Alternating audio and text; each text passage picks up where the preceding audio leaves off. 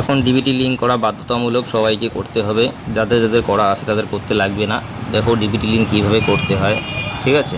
তো প্রথমে তোমরা যাবে, গিয়ে লিখবে এনপিসিআই লিখে সার্চ করবে।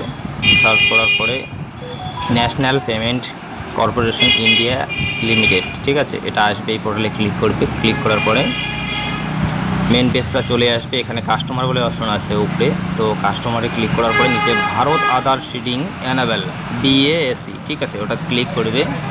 ক্লিক করার পরে ওয়েট করবে কিছুক্ষণ, ঠিক আছে। তারপরে এখানে দেখতে পাচ্ছ আধার সিডিং ডিসিডিং, ঠিক আছে, এখানে ক্লিক করতে হবে। ক্লিক করার পরে তুমি তোমার আধার নাম্বারটা দিয়ে দিবে এখানে, ঠিক আছে।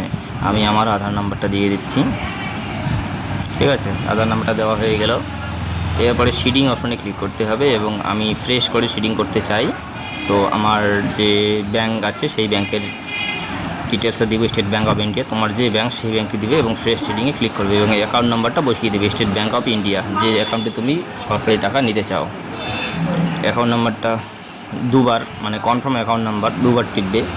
দুবার টেপার পরে এখানে কন্টিনিউ বলে একটা অপশন আছে, ঠিক আছে, এখানে ক্লিক করবে। ক্লিক করার পরে এখানে ক্যাপচা কোড এন্টার করবে। ক্যাপচা কোড দিয়ে দিলাম। ক্যাপচা কোড দেওয়ার পরে সাবমিট বলে অপশন আছে, সাবমিটে ক্লিক করব। করার পরে টার্ম অ্যান্ড কন্ডিশন সবার নিচে চলে আসবে। সবার নিচে চলার পরে এগ্রি বলে একটা অপশন আসবে, এগ্রি অ্যান্ড কন্টিনিউ, এখানে ক্লিক করবে। ক্লিক করার পরে ওটিপি চলে আসবে।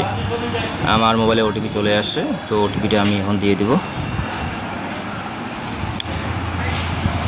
তো ওটিপিটা দিয়ে দিলাম, ঠিক আছে। 6 সংখ্যার ওটিপি আসবে, তার জন্য আধার কার্ডের সাথে মোবাইল নাম্বার লিঙ্ক বাধ্যতামূলক। দিয়ে দিলাম।